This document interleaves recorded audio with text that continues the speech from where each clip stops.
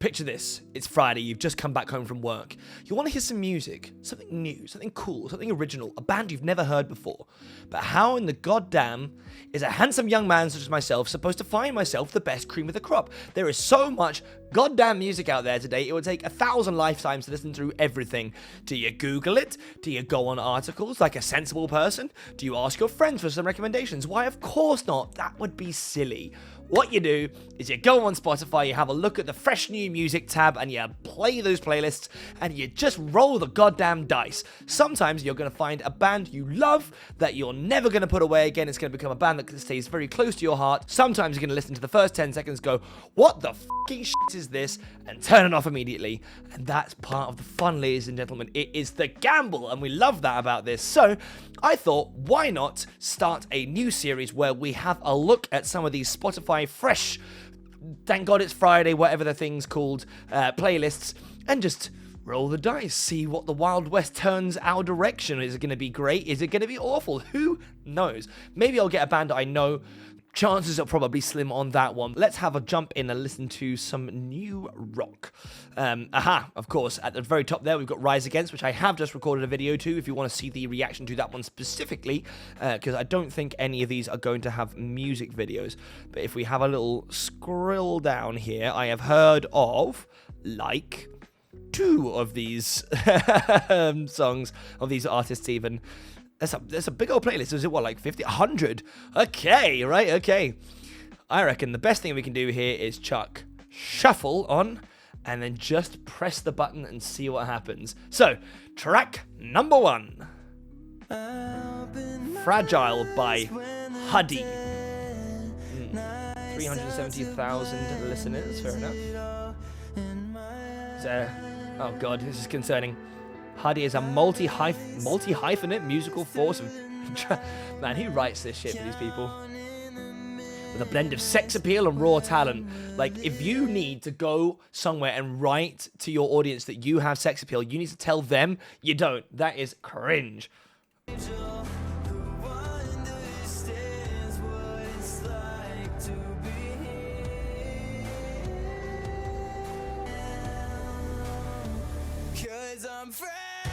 Okay. Oh, God.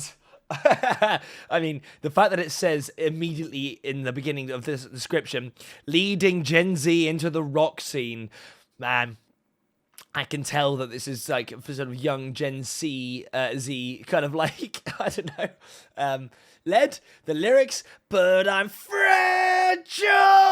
Okay. It's not terrible. It definitely took a sort of a slightly rockier turn than I was expecting, but lyrics like that cringe me out.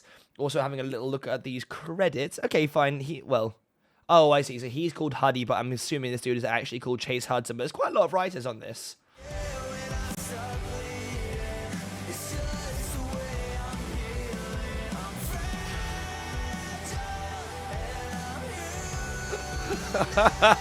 I'm sorry. How do you have a straight face and go, I'm fragile, I'm human, as if that's something that no one else has ever said before. God damn. But you know what?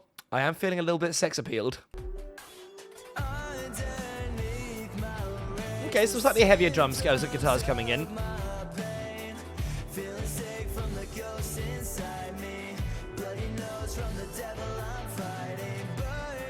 I think the answer to that song is not terrible. I find it cringy, and maybe that's just me being, about to turn 30 and finding Zoomery stuff a bit cringe, but lyrics were not the one. And also, in this day and age, there is no excuse for having your stuff up on Spotify and not having synced lyrics. I am a total fucking nobody, but if you go on any of the songs that I have uploaded, there are synced lyrics on there, because it's really easy to do. It requires one person and about 10 minutes at a time. So, not impressed about that. But anyway, that was Fragile by Huddy. I'm so glad I heard that. Let's move on. Okay, well, I like the name of this band, or this person, the Red Jumpsuit Apparatus. Okay. See? Sync lyrics. Look at that, some old school skater rock I can see.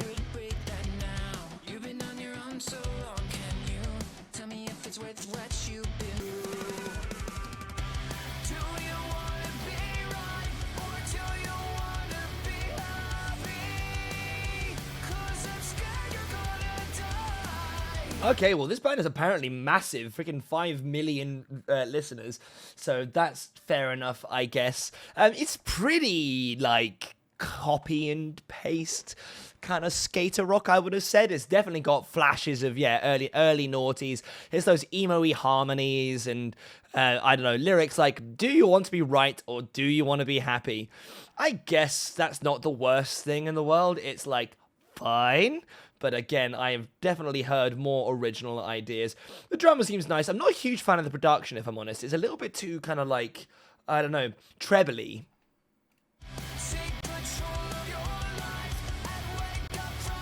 His voice is nice.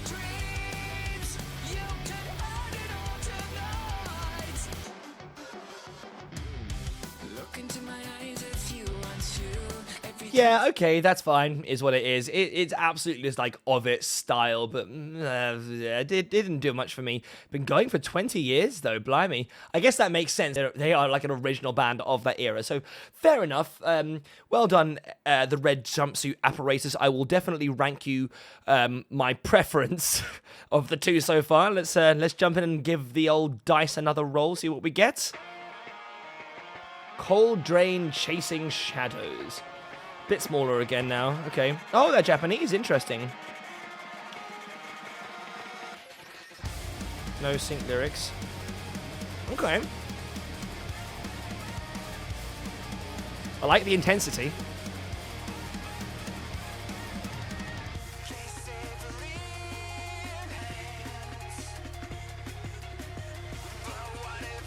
I like the energy going on here a lot. It reminds me of a bunch of stuff. I like the sort of like intensity of those drums coming in there with the sort of like distorted, almost radio-like vocals over the top. I'm expecting a kind of like larger widening out of the tones at some point in the mix, maybe when it drops. But so far, I would say this is by far and away my my favorite of the ones you've heard.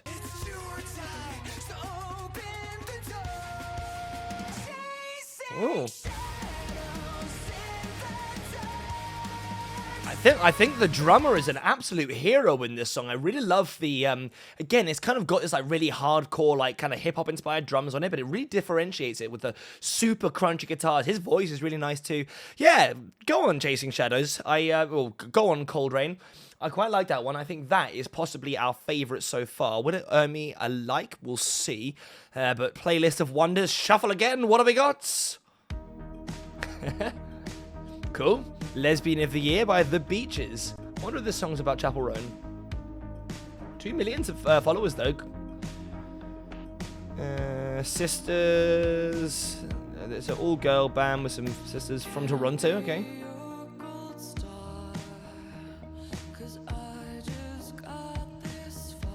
Wow, total genre shift here. She's got an interesting voice. It's quite deep, but I like that. You don't hear songs like this all that often.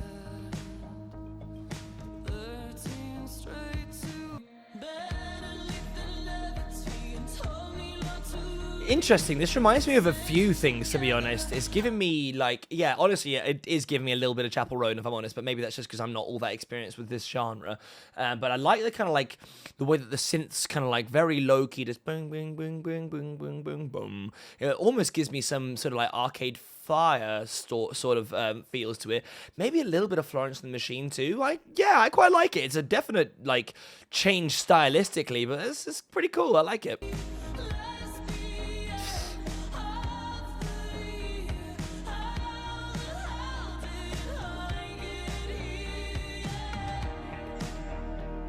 It's got a kind of like nice indie rock kind of soundscape vibe going through it. It's not like immediately grabbing to me as like a kind of like, oh, there's the hook, but I guess that's kind of not the point. Yeah, you know what? That one is probably my second favorite of the ones we've had played so far here today. But you know what we should do? Spin the dice again. Ooh, Space Cow Initiation Ritual. Now that is a good name. Okay, by Dance Gavin Dance, also a great name, and a guy called George Clinton.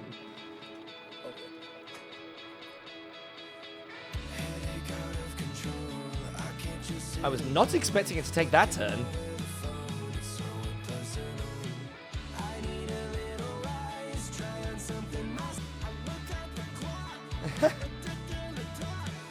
Wow, this band's got a lot of followers and listeners.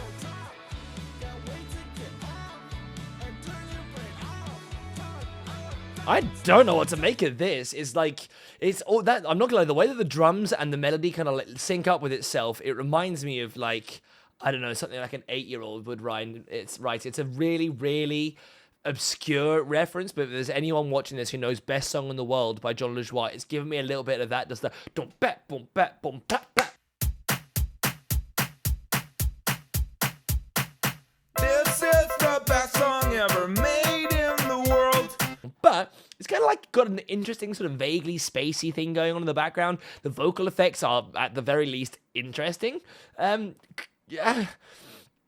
I quite like knowing this stuff can exist and have like 1,500,000 subscribers, which is, monthly listeners, which is pretty good. There's Angelic. Man, some of these descriptions need to like fuck off those. Dance Gavin Dance celebrates as an insurgent career in the traditional iconoclastic artist from Frank Zappa to Nirvana. I think you might be doing yourself a favor a little bit there. Okay.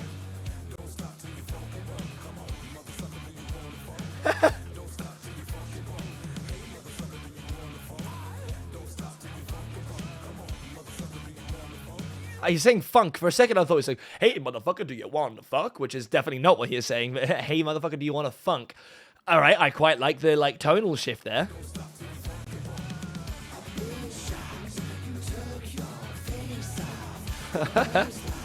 Maybe the production on this was really fun.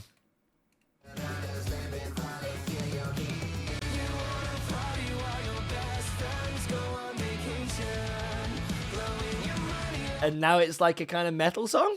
Well, maybe not metal. It's definitely emo rock. God, there's a lot of... Okay, I'm being warned. This one is winning me over quite a lot over the more it plays. What is going on in my ear? A lot of vocal overdubs. It's really weird because those drums are actually like super heavy as well, but they're just mixed comparatively quietly, so it doesn't become too overbearing, I guess. And there's like a bunch of stuff going on in the pan with the audio and all that. So fair enough. I really don't know what to make of this one.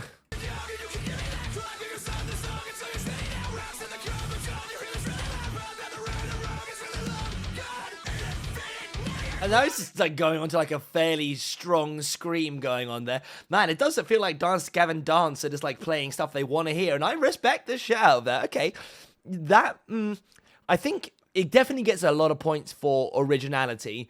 I think I would find myself listening to the Japanese band more frequently. So maybe not quite as good as that one. But yeah, you know what? Kind of cool. I'm glad to know that bands like this exist. Right, let's roll those dice a couple more times, shall we? Dagger Song by Daffo. Ah, much smaller scale, okay.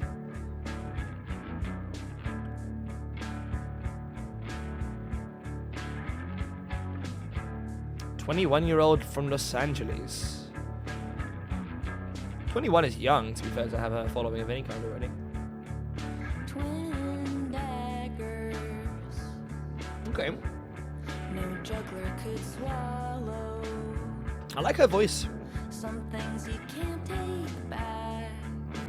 I thought your word was gold.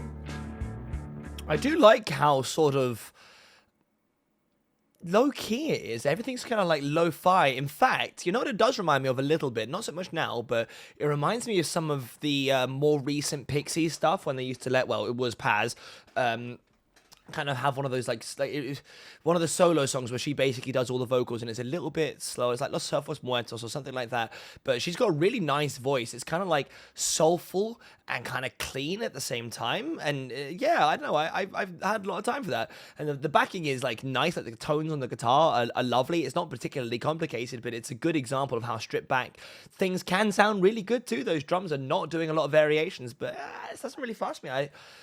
Good for you, Daffo. I like this quite a lot. Let's have a little more of it, shall we? You made a promise then. Will you keep your promise? There we go. Nice, okay. Ooh. some of those rhythmic changes then I was not expecting. The drums kind of took me for six then. I was not expecting it to kind of like slide in and then go into an offbeat almost. I thought it was almost going to turn into like a waltz style there, but it kind of didn't. But no, okay. Daffo, good for you. I actually really like that one. Again, I think not quite as interesting, or maybe it's just not quite as engaging for me as that X's for Eyes, the Red Jumpsuit Apparatus song. But yeah, right. Let's roll that dice one more time and see what we find. Oh, it's a Miles Kane song. Cool.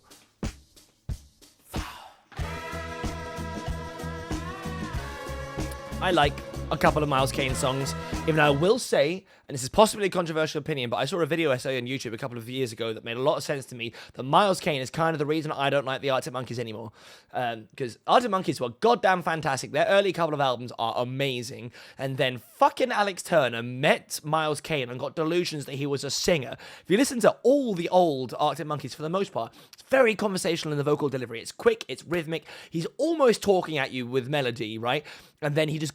they did Last of the Shadow Puppets, and I'm not gonna lie, I actually really like the Last of the Shadow Puppets, but afterwards he got this idea that everything had to be sung, and AM is a great album as well, but it was the beginning of the end, and now it's just Alex Turner's fucking wank machine, and I find modern Arctic Monkeys and modern day Alex Turner to be quite irritating, but that is technically nothing to do with Miles Kane at all, so slight side tangent / rage there, because I know like 3 or 2 solo Miles Kane songs, and I quite like them, so let's give this one a chance.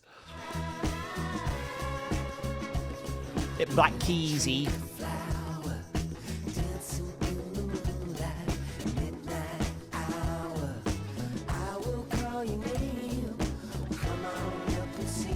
I like this sort of like era of kind of retro throwback classic rock that a lot of these artists in about this time of their careers are doing. It really does remind me of some of the newer Black Keys stuff, and I happen to really like most of the stuff the Black Keys have been doing recently.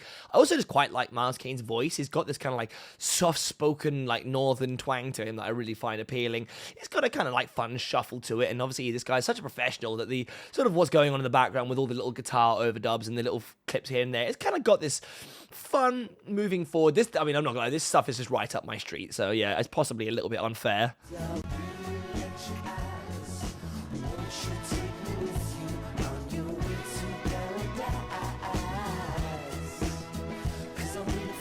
Actually, some of the guitar in the background reminds me of some of the more upbeat Cage the Elephant songs too, which I like. I just like the tones. I like the lo-fi nature of it. There we go. See, that was probably my favorite one, but I'm not going to give it to that one. I am going to save that song because I didn't realize Miles Kane was currently releasing music. In the spirit of this video, it seems a little bit unfair, so let's have a little look. So we had that Red Jumpsuit Apparatus song was like fine. It was fairly generic. It didn't really jump out at me a whole lot, if I'm honest. Lesbian of the Year was fine. Again, it's kind of fun seeing like a kind of girl group exist in this genre, but it didn't really jump out to me much. I really liked that Chasing Shadows, the Cold Rain one, so I think that song is going to earn my very prestigious like save. But yeah, I don't know, I quite like that. That's obviously new. Is there a single attached to an album? I guess there's one other song from there, but yeah, we like that one a lot. I'm gonna definitely give that song a listen to again. And big shout out to the Dagger song, that Daffo one. I really was impressed by that. It's nice to see that she's like young, solo, doing everything herself. It seems like she's the only one that's got credits. She has a really good voice. It reminds me of something, like the Cranberries or Wolf Alice. Like there's a lot of passion there. So I really hope that good things for her as well. That was great.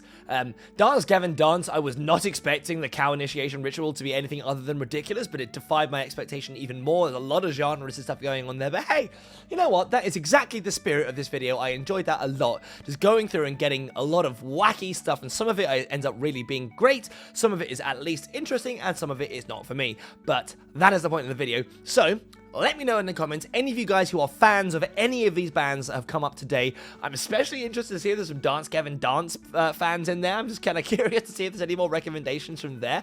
But yeah, let me know in the comments. Hopefully you enjoyed this one. It's a bit of a change in pace today, but I'm trying to work on some slightly more variation in my content. So let me know what you think of the format in general. If you'd like to see this again, then maybe we'll turn it into a weekly thing or a bi-weekly thing, or we go and have a little skim through the release radar stuff, the Friday release schedule. schedule and see what's going on. But other than that, thank you very much for watching. Like, share, subscribe, all of that crazy stuff, and I'll catch you guys in the next one. Peace.